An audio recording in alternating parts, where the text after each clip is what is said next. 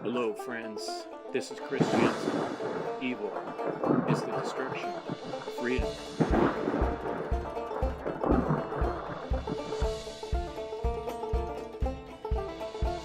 wanted to draw your attention to a couple great things you can check out when you're done watching this show.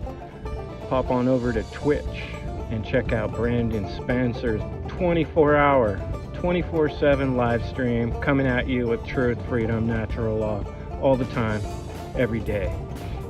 Also want to bring your attention to Mondays. You can check out my good friend Crypt Rick on Revolution Radio at 6 p.m. Eastern, 3 p.m. Pacific. And now, I have a great show for you. Thanks for joining me.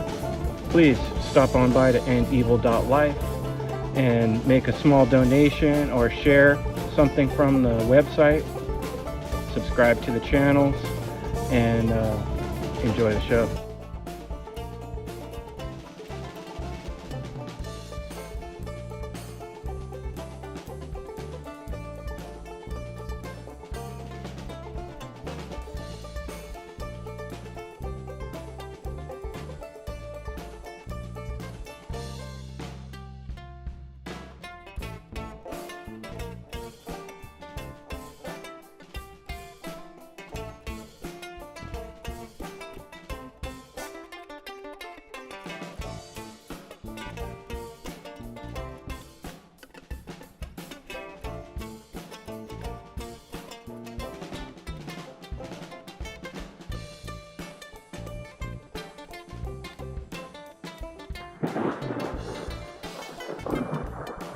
Hello, friends. This is Chris Jansen. Evil is the destruction of freedom. Of the idea, and then our first, it wasn't that long.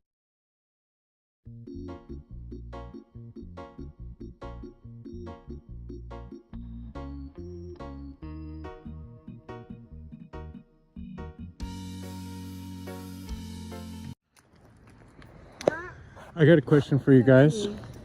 Yeah. So how long have you been doing Dissolving the Divide podcast now? How long has it been? That, 2 years? yeah. Okay, 2 years since the inception of the idea, and then our first, it wasn't that long. It didn't take us long to get the first one going. No. Right? We got plenty of folks in network and other content creators that we've already done, collaborations with. So Yeah. So we had to line up pretty fast. It was fun. What would you say in that time, in that 2 years time, what are some of the biggest, the whole concept of dissolving the divide is to find ways to kind of find the middle, between the middle ground, or what are some of those powerful things that have stuck in your head about that people you've interviewed in terms of actually dissolving the divide? It always seems to come back to the self-work, to Yeah. the self. You have to understand your own psychology, understand yourself, and see where you are tipping the scales onto one side of a polarity or the other, and to learn what's pushing you or pulling you there, right? And to understand your own psychology, and then to see how that relates to what's going on in the world, and then get bigger and wider lenses, right, of every subject, to be able to see this dynamic of the push and pull and the two extreme poles, and where is the truth? Somewhere that generally it doesn't necessarily mean it's in the middle, but it has to do with natural law and freedom and self-ownership, and right? Yeah. I mean, ultimately, what do you say? Yeah, like you said, we've gone through this conclusion with so many guests already. It goes back to the self and all these things, and doing the inner work and being able to put yourself in check and not being so divided within yourself and polarized. Being able to synthesize and recognize, truth and lies and all that stuff. Yep. And then take it to the more macrocosmic level and see how these things are played out, between families, communities, coworkers, whatever, and then, just, with certain ethnic groups or whatever, if you want, or, whatever movements are out there. There's so many isms and schisms and all that jazz, right? So, yeah. Yes. And I think it's a lot about being open to having a dialogue with an open mind and, I guess, a willingness to learn and to hear another point of view, to hold back. And suspend your belief system and what you already kind of know, and just to allow the intake of another person's opinion that might go against yours. Wow. Has that ever happened to anyone ever? Like Happens all the time. All right, here's another question. Can you think of anything that it's kind of like changed your, obviously not totally changed your mind, but from the interviews you've done, can you think of any things that have changed your perspective or the way you see something? Yeah, totally. Dissolved maybe a divide you had in your own mind or something? I think it's really deepened my understanding of the world just talking to all our guests. Yeah. To each other. Such great guests. Yeah, like the tapestry of like how things are fitting together in the world, and the themes that are playing throughout all things are just evident, and it keeps expanding. It's really cool. Yeah, but in terms of specific content, I think, the one we did with Indigo Angel on grid lines and stuff. That's a little bit out, right? Bam. Like, whoa, that's like hard to comprehend. And so it's like there have been some things that will take you a little bit out of your known reality, your known comfort zone, right? So she's a good example of that, but she's brilliant. And it's for me, it just like put together a lot of dots. It drew together some dots. I was able to see this cosmos in a clear way, as a system of correspondences. Yeah, and with like Rodney Goodwin, who we've had on for like 4 times now doing astrology. Obviously, we're not the most read up on that, so we learn a lot through that, and also just the timing of these certain processions and solstice, equinox, which we've done in the past. Yep. And then like one of the more memorable shows we've had was with Jake Jackson, and he's bringing forth blueprints of how we can really build this hermetically sealed society, as I like to say, or just a sovereign world, a way of being, and there's like things that he goes over that can just transition from the state of under governance and slavery and all that stuff to how it's in the end it's all people. So there's always going to be people occupying said position, municipalities and infrastructure and all these things, right? So it can be done without the coercion of government taxation and all the other thievery and all that. And violence. I think new vision. I like those. Yes. I like I would thinking back to Nate Capps. It was one of our earlier ones where he's really a specialist in this sacred symbolism and Freemasonic thought, but I think in that one he was talking a lot about the hemispheres of the brain. Anyway, it's Earth really brain, deep, baby, yeah. And it's number 3's that, by the way. but he sort of was playing with these ideas, in this talk we had on, the importance of our own polarized brain system, left and right hemispheres, and all the esoteric symbolisms. That one is a really good one to delve deep into, like the symbolic aspects of everything, and understanding natural law as a science. And so since it's about 2-year anniversary, it's awesome, right? Things have like culminated of where I just see and hear people speak more of, and maybe it's just the that law of attraction where, you know, you're really into something and focused on something, having it on your mind all the time, it's going to pop up more and more. Kind of like if you bought a car and you'd see that model more often or whatever, right? So I don't want to put that, you know, confirmation bias in there, like, oh, we're making an impact and stuff. But I think we're little by little getting to be recognized as being podcasters and having this kind of cool concept and a really interesting way of having conversations with people. Yeah, and I guess my context was also kind of just breezing over YouTube and Odyssey, BitChute, and other content creators and what they're making. And that,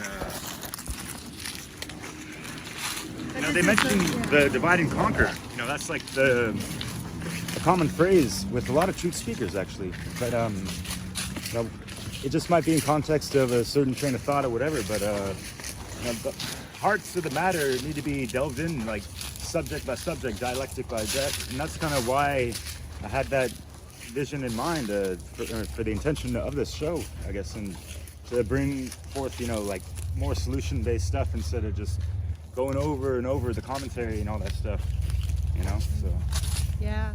And that's not to put anyone down as if, you know, they're not coming up with solutions and we got it all fucking figured out. Of course not, you know. So yeah. But I hear these people and I want to get them on our show so we can hash some of these other, you know, concepts and ideas out more, you know. Just trying to inspire folks that are listening and also creating and stuff. You know? There's a lot of potential we got. Yeah, we just really want to cultivate like a mature type of conversation dialogue rather than, you know, that explosive extremism and maybe what we're doing is not as popular a style. Like people like arguments and fist fights and extremes, but you know, that would be like the opposite of what we're trying to really promote and and that's why, you know, the algorithms don't favor our material like a lot of other folks, Chris and all our community, I suppose, you know. But I think it's okay. I think, you know, we're against the sun, or I think that that I think truth, you know, mind, body, spirit, thoughts, feelings, actions, if we are aligned to our message and embodying it through how we communicate and talk to our guests, that ultimately is more powerful and long-lasting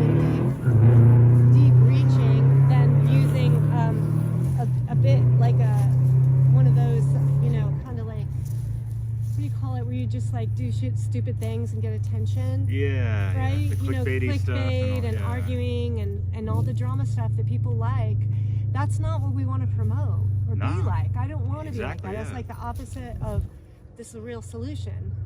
So I just feel like if you're sincere and you stand your ground according to principle, then that's doing the right thing, and to know that that's having the right effect in the universe. Yeah, totally. Right? Just being a proper role model that's really truly aligned and walking the walk with you know what we speak about. That is the most important thing, and it has the greatest value. And if the more and more people do that, that will turn the tide of everything. Yeah. Okay. Right? Yeah. Any more questions? What a beautiful day, huh? Yeah. I love the colors. A little chemtraily, but yeah, Victor Ave has a really nice line of trees that turn red and yellow and orange when you drive up and down this road. Yeah, so I guess even, you know, it's on my mind all the time, going on social media, posting whatever on Facebook and yada yada. It's like, I don't want to be looking and acting like a fool and all this stuff. Because, you know, with all the affiliates that we have now and network and Chris with the One Great Warriors and all that, I don't want anyone to be, you know, thrown under the bus because, you know, someone thinks I did some bullshit, stupid, you know, things and whatever. There's going to be hecklers on the sidelines, fucking regardless of what no matter what we do in life, there's going to be the haters. As, you know, I've told myself, you know, to get over, you know, like, don't worry so much about what people think or say about you. You know, if you are aligned to your purpose and like not causing harm to anyone, a la, you know, objective morality and being a good human being, then I don't need to feel offended or whatever. Or threatened by, ultimately. Although the truth is, are people who do things that, hurt others. I mean, ultimately, that type of thing couldn't cause harm. And that's what's short-sighted about it. I'm curious if you guys have experienced a different level of confidence about who you are in the world since you started your show. Definitely. Yeah. Maybe you could explain to people how that works, because that helps like inspire other people to speak out. It's hard to describe, but it's becoming more aligned. It's part of the alignment that I was talking about. And that when you recognize a principle or a truth, and then you feel a responsibility or know that you should do something, and then you choose to act on it, there's a lot of confirmations that come, and there's a lot of puzzle pieces that come together in a way. It's like, and for me, it has felt like I'm on path, and that it's allowed me to almost like step out of a limiting belief about who I was, or an image of who I was, to then step into a potential that I'd never experienced before, seen myself as. But because I followed the heart, mind, followed by my action in that direction, it was like I stepped into my the next level of my cosmic template, or my blueprint, right? It's alignment with natural law, and then it builds, and then all of a sudden you start to see yourself differently, and it takes working on letting go of the fears and all those embarrassments or things that make you not want to do it, not be confident. So you have to be brave and do it, and then it helps a lot to have friends who are doing it, totally. and to like support each other and teach each other and stuff like that, and to find your place, and just become less afraid. Really, that's how I feel. Because going back to what I was saying, like, you could do anything in life and someone's going to be giving you a hard time about it, possibly. If we're doing the right thing, that's cool. Anyone can do whatever the hell, mediocre and all that jazz, but who's going to step up with the courage to go kind of against the grain of a lot of the clusterfuck of consciousness, as I like to call it, or like the Gordian knot of this the entanglements of how the polarizations of in conditioning and mind control, brainwashing and stuff. And then you get to see those patterns more clearly, so you're not as easily caught by them, and the knot becomes less affected. It doesn't affect you as much. It's like you can witness the knot, and you can see how it's all like playing with itself, right? And then, but we don't have to be as involved, and then you can see where you are still caught up in that machine, right? And where step you're, away from and the start fray, to, right, like figure out plans, and then you start to see how entangled you really are, and how you really are enslaved. And it's not so easy to cut away from it all, and there's consequences, and you have to think about it and plan and work with other people. And it takes, I think, a higher level of cooperation and emotional intelligence and self-control and discipline and care like than humanity's probably ever demonstrated before. And I think that we need to step up to that challenge. How much time do you guys think it takes, like per week or something, to put together a podcast like what you've been doing? Because you got editing, video editing, I mean, setting up the meeting. Let's say you're doing one you want to do. It really depends on you. I know, but you guys, like, how much time are you spending is what I'm saying. That's different than the answer to your question. Because the answer to your question is, whatever time you can work in, do something. Pull out your phone and do a walk and talk, to 5 minutes before you leave the house, and start to collect them.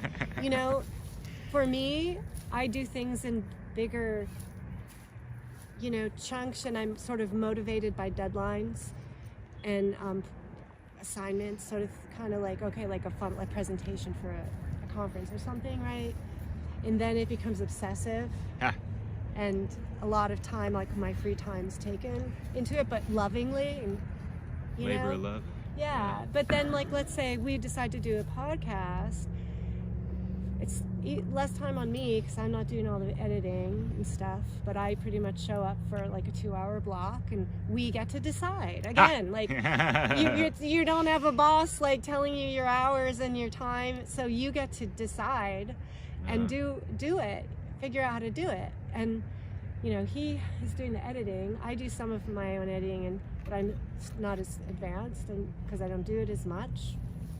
But that's the time-consuming part, depending on how you approach it. Right? Yeah, and depending on how I want to go about, you know, creating a little spicy intro for folks and considering the topic and all that jazz. Just concocting like a little 30-second intro or a minute. Sometimes it could take, you know, an hour or two, depending on what I'm looking. I might struggle to find something that fits. You know, I got to keep looking for some kind of clip. I'm looking for sometimes something that's funny, like a parody of, you know, this dialectic thing, you know, kind of like the spiritual elitists, you know, like, oh, my retreat's better than yours. I'm in Hong Kong with Buddhist monks, you know, drinking right, all this shit. But but that's not where you started. That's where you grew to and continue to expand, right? Yeah, like I already have things already kind of set up, and I got a whole bunch of intro sequences of our logo stuff. So yeah, that's pretty easy. And then, yeah, just a lot of thoughts of even away from the computer, just mapping out how we're gonna, you know, kind of like us today talking about, you know, the whole Great Work Warriors promo and stuff, and laying down templates and roll with it and see what ideas can spur from that, and And it's like you can do different things. You could do your own, like, full-length videos, like, and educate people, or you could do like conversational things. You could just talk off the top of your head. You could partner with someone and do like a show together. You could interview people, you know, and some things you'll find come easier to you. Like, I really like the interviews. I really enjoy it, and it doesn't feel that hard. I don't get stressed out before them so much. But if it's a presentation, it's a lot more laborious for me and stressful. So, but it's grows me. But what describe how you personally grow from the process of doing these things, even if you don't.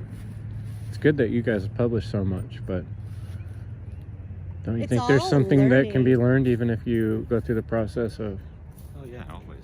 I mean, we were just talking about how we were just learning about how to, you know, make a different type of photo style, and it's like learning as we go along. And you know, from all the hours I put in doing, you know, the video edits and all that stuff, I'm learning as I go as well. I don't even consider myself a pro, even though I've been doing it for like 12 years.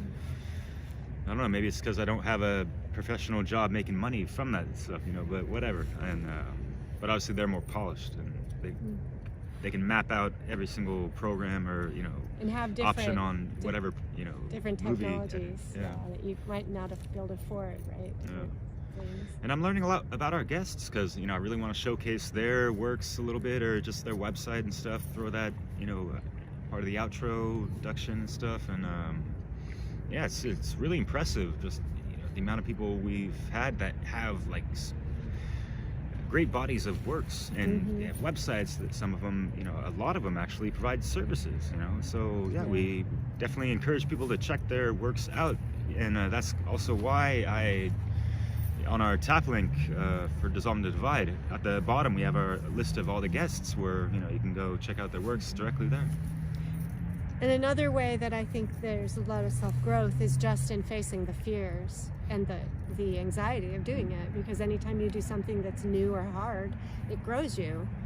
It expands you. And then you also learn by teaching something and repeating something, you get to understand it at deeper and deeper levels. So the more that we have different conversations with different people in different ways, and the more that I take the chance of speaking out something, then the more I understand, and the concepts become more deeply embedded in my knowing, I guess, experience. Yeah, getting familiar with the unknown, are we? Yeah. Making the darkness conscious. Exactly. Perhaps. Yeah. bringing the spirit and material together. You know? It is. Learning can be fun, and I yeah. feel like I've learned so much more cool stuff that applies to life in glorious ways outside of school and education systems, right? They don't even have like the Kabbalion as one of the. Imagine generations of kids having to do book reports on that. And understand it in experiential The ways. trivium. For the next half year, we're gonna work on using the trivium. Yeah. Hey, do me a favor, guys. Can you guys both smile? How about like a little? Yeah. Yeah. Cool.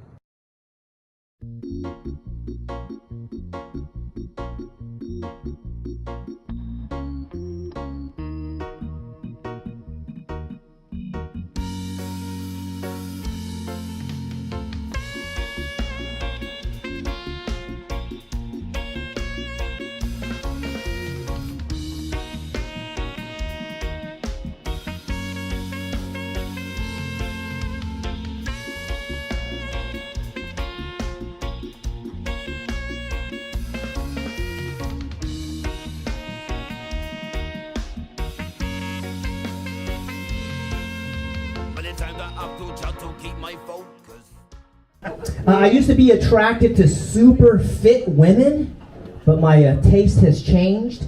Now I'm attracted to super moral women. That's right. Yeah, buddy. Yeah, I said, you know the difference between right and wrong? Sexy. Yeah. Woo! Yeah. I said, you don't pay your taxes? That's hot.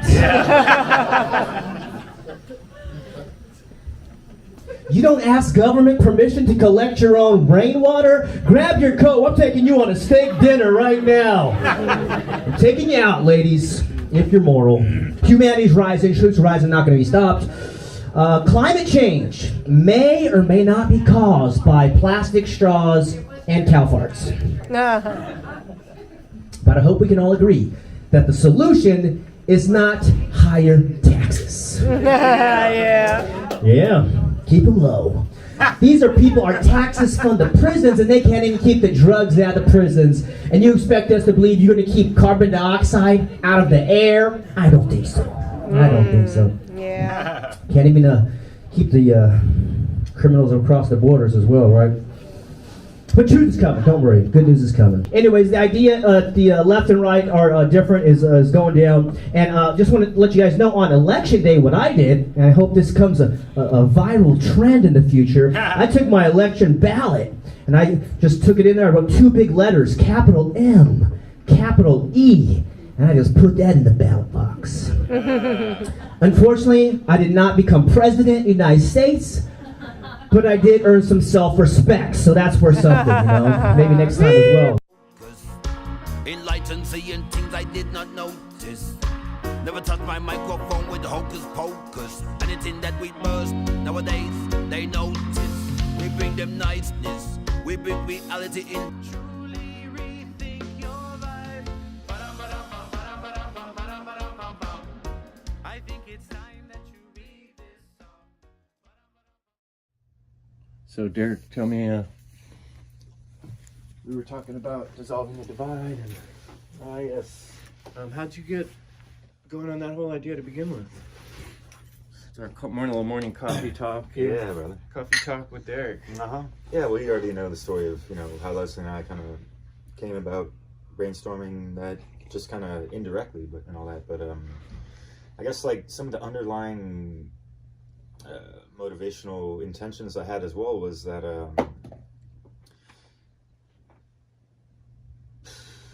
geez, like since the dawning of the Rona, and even a little bit before then, my mother has been kind of trolling some of the stuff that I would post on Facebook and this and that, and we'd get into kind of abrasive arguments, and it just wasn't good. And even when I was back visiting before she passed away, we had just a lot of indifferences on a lot of stuff, and I was finding myself lacking proper communication skills and maybe some temperance behind it as well. And I was able to correct some things and reconcile with her, but yeah, I was thinking like, damn, I mean, I wonder how many households deal with this kind of stuff, and like what kind of conversations can we have as an alternative to the same wheel turning and just like, you know, fumes burning, and, you know, people's frustrations, and just the misconceptions, or a lot of it, people assume things, and especially if they're watching TV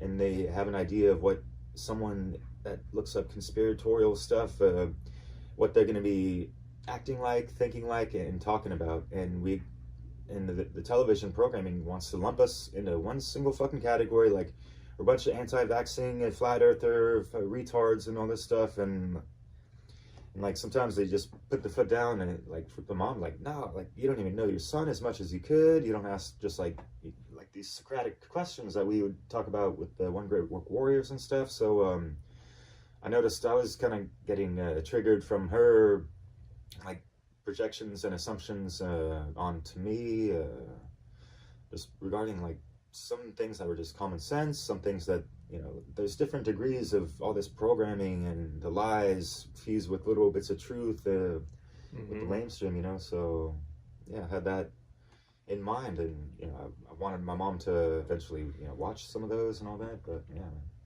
we back in, I can't remember which year it was, I remember I wrote a little article called Avoid the Snake Pits.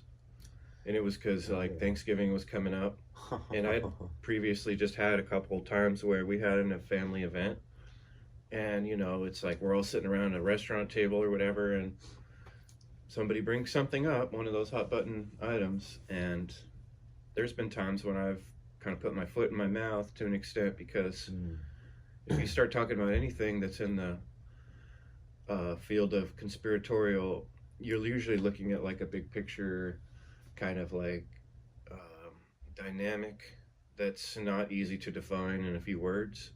And if you accidentally say something, you make some kind of conclusion, whether it's, oh, the chemtrails, or oh, the president's rigged, or whatever. The people, general audience of who might be your family or friends, someone in that group is almost bound to have like an emotional type reaction and want to either shut you down or quickly change the subject or embarrass you, so that what you're saying is not legitimized in any way, because it sort of threatens their well-being and their sense of comfort. And people don't like someone talking about scary things that they think are ridiculous, because it rocks the boat.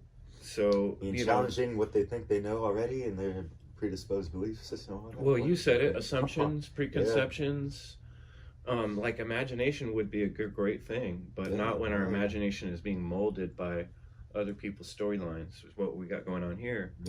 And then you get comfortable with those storylines, and then it creates these snake pits where someone like you or I could accidentally just say the wrong word at a gathering or a social event, and we're all of a sudden instantly ostracized, or the person who doesn't want to have that discussion sort of ostracizes themselves, and and then it just creates this divide. And it's all based on, like you're saying, imaginary things, trigger words.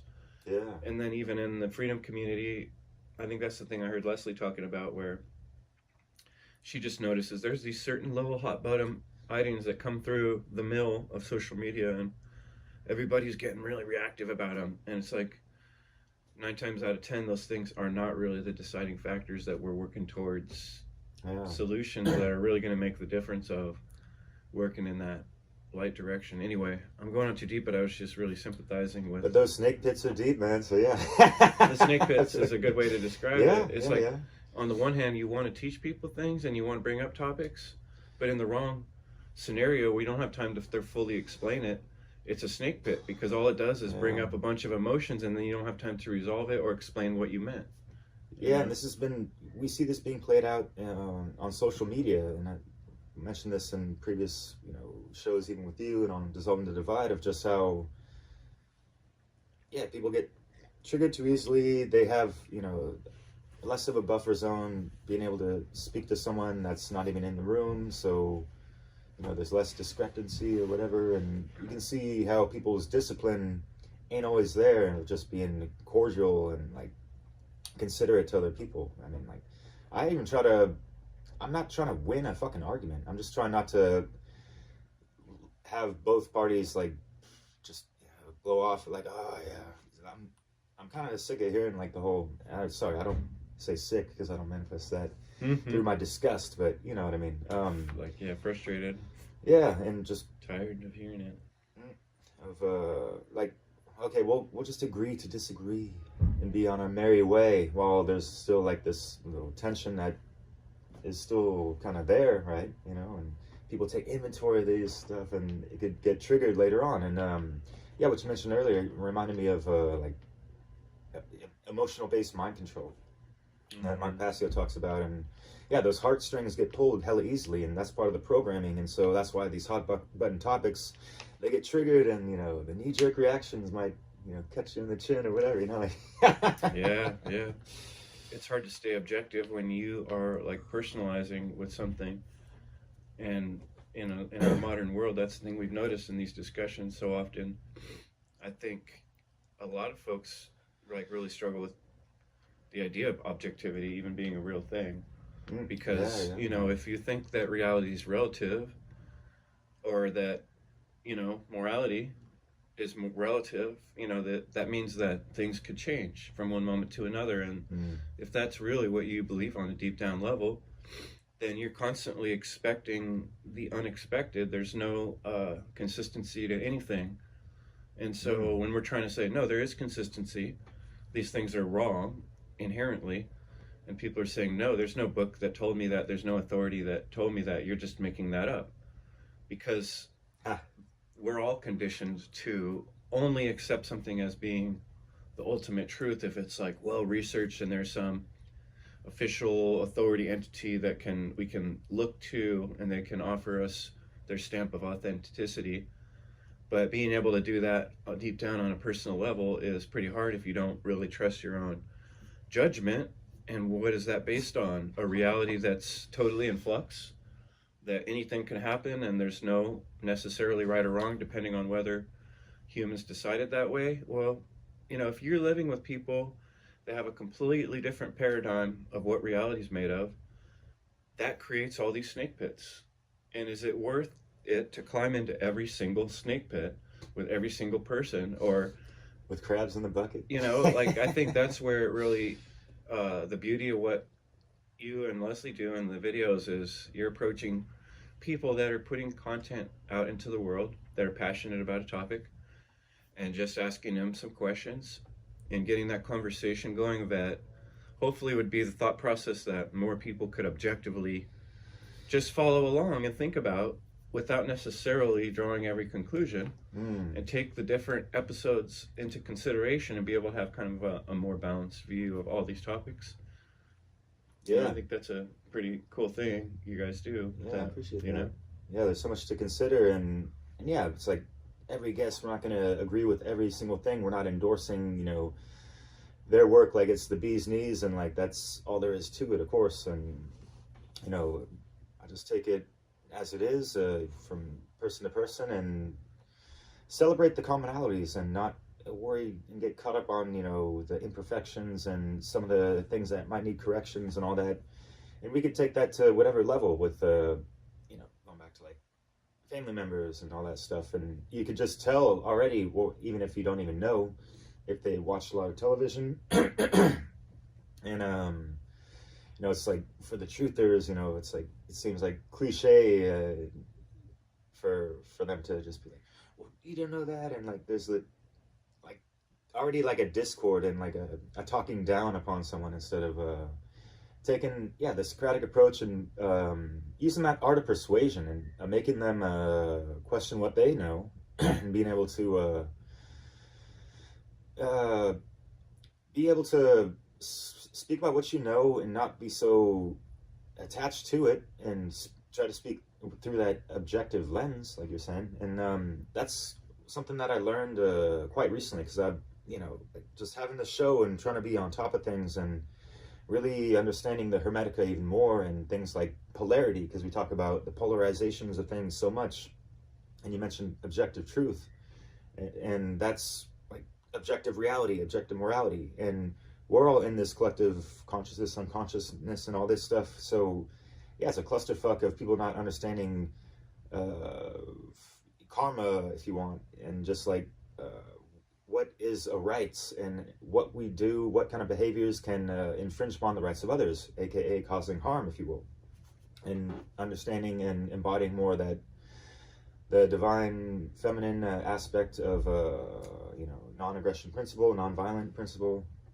And so with our subjective truths and the lens that we see through the our own eyes, and how we relate to the objective world around us, that is how we resolve the paradox between subjective reality and objective reality. The more we align to objective truth and reality, we're not going to be polarized to the phrase of these dialectics and the red and the blue, the left and the right, and but being able to distinguish wrong from right, because I don't see that as a dualistic thing.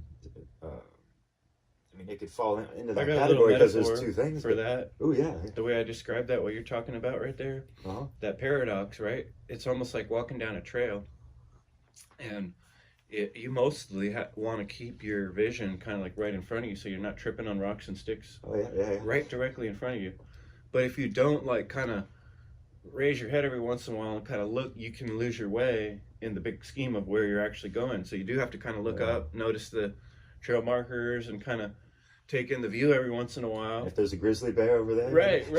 And so that's kind of me, kind of like looking at the big picture, putting things into context, and then, but day to day, like it's usually like, what's the step right in front of me? What can I do to not fall down in my personal life and block the trail, or, you know what I mean? Yeah. And then you look up and you're like, well, what about the rest of the world and what they're doing and how that's going to affect my path? And it's like there has to be a balance of both things. If you just stare in front of you, you're not going to see the grizzly bear or the trail markers. And if you just look out and only look at it from a global point of view, you're going to be tripping. Damn, yeah. Right? We got to stop and smell the roses or flowers and the wonderful herbs around that nature provides. So, enjoy nature as well. That's like the difference too. Like you're saying, that one phrase you brought up is, let's agree to disagree. Yeah. That, I mean, like, it's not the worst case scenario. I found that to be very handy sure. in personal relationships. Like me and someone I like, we're friends, we're having this deep conversation. We kind of get to this point where I'm telling them government slavery, and they're saying, no, I still feel like I need government. And we kind of come to an impasse, and we have to say something like that sometimes. Yeah, sure. But to me, that's like a really legitimate one-to-one way to deal with that situation. Is like, okay, for now, let's just have our own thoughts on that and not fight. Yeah.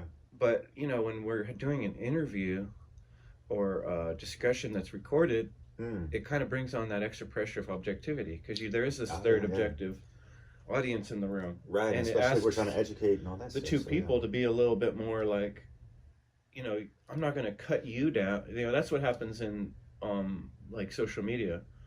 Is like, instead of what we would do is we'd look at the problem, and then Trivium style we would take it apart, cut into pieces, and inspect the pieces and maybe contrast them. But instead what people tend to do is try to cut you apart and break down you to say that there's no way that your message could be a good message because there's a problem with you. And that's a real it's never going to get to the truth. All it's going to do is create infighting, and that's what we see in these circle jerk kind of discussions that aren't getting anywhere, so we're trying to offer like a legitimate way to have a contrast without turning it into finger pointing and cutting the person down, but instead cutting up the topic objectively. Kind of focusing on the messenger, not the message, and like focusing too much like, oh, well, did he research this person that talked about this message or truth? And so there's the dick measuring contest and yada yada, and it's just ultimately where are people's heads at with all this stuff? It's not a competition, y'all. Like we're in this together.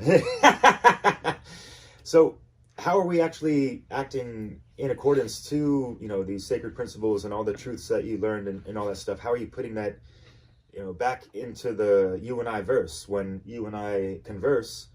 and we're able to build each other up and, you know, get some positivity out of it, right? And not get caught up in the negative feedback loops and all that stuff that keep things stagnant. Because, you know, like the truth movement ain't really moving, where's it going type of thing, you know? Like, seems to be all over the map, and people are, yeah, still hung up on and care so much about what other people eat and all these things. And yeah, it's like that that need to police others. I keep noticing. Oh yeah, within these different groups, like people want to come out and like call out other people and say, "Oh, you shouldn't be talking because you're," you know.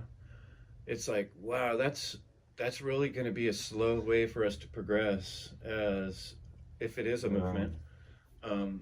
You know, can you imagine if the evildoers did that constantly? You know, they wouldn't be so much problem for us, you know, if they were just constantly fighting with each other and they couldn't organize. And how would they be able to mind control the public, you know? So we kind of have to, I mean, I don't know how it works in the deeper recesses of evil, but maybe they just kill each other when they disagree. I don't know. I think it's cutthroat, and maybe it's cutthroat, but you know. And I do respect, you know, holding one accountable and this and that, but there's proper ways to do it and approaches and all that jazz, you know. It's like, in the end, you know, we're people in the community, we don't necessarily know each other all that great, you know. We might have like 100 mutual friends, but, you know, we never met them in real life, that kind of stuff, and we might not even had like a full discussion, so we don't know their nuances, where they're coming at, like kind of like their mind state, and all these other factors that a lot of people just throw out the window because we're engaged in something that, you know, is challenging truth and what they, you know, that whole cycle, right?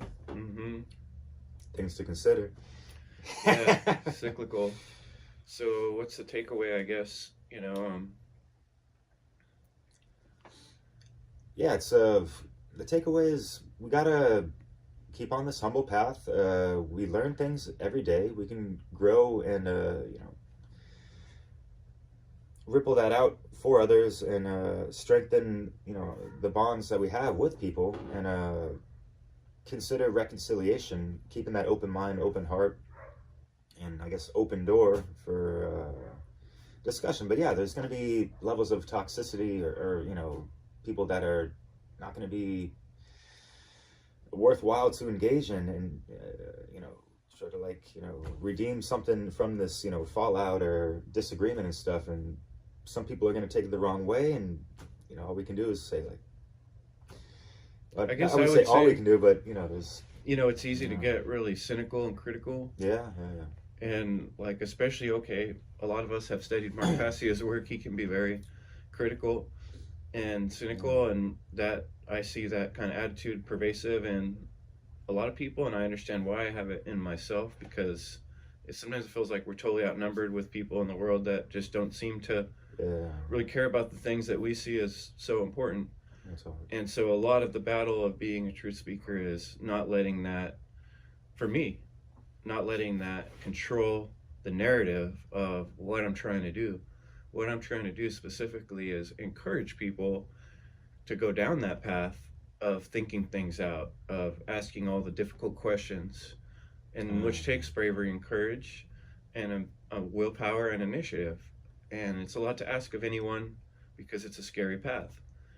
But it's what I am encouraging people to do, because there is a lot of gain in that path as a human being, as where you sit with your soul in this world. But you can't force anyone down that path, otherwise you're just as bad as the evildoers, trying to coerce people and bend their arm and saying, "Oh, this is what how you should live. This is how you should eat." Like, you know, forcing a horse to drink water, man. Right. What the hell? Yeah. And then the horses are all drunk and stuff and confused, stumbling around, galloping in the wrong directions. You can take a horse to water. You know, that's the saying, and it's true. You know, we cannot make people drink. We can offer the avenues, the directions, the way showers, and the better we can illustrate the way and show the path, how do we have a reasonable discussion? How do we draw a reasonable conclusion? How do we think things out in a way that's logical and yet intuitive, you know? Yeah, totally. And we just got to keep on persevering like that. chat we had with the Warriors. But Yeah, for sure. along this path, we just like growing up and doing whatever. Like I think I mentioned this earlier in the recording, but anything we do, whether good or bad, like someone's gonna be talking shit about it or possibly praising it or whatever. And as long as we stay more within that, you know, compass of the heart-based intelligence, that's really aligned to, you know, these core universal principles, the easier it's gonna be for us. And if we really refine that and be able to, you know, portray it to others, it'll be less abrasive, I suppose. And we're gonna be able to deal with, you know, the hecklers and whatnot better, I guess, you know, because we're standing firm within the pillars of enlightenment and the gnosis of self and all this stuff. So that foundation is not easily like shooken, if you will. Shaken, right? Destroyed, right? Stands on its own. Yeah. I think your work stands on its own, and glad we've got it out there. Yeah. Thanks, man.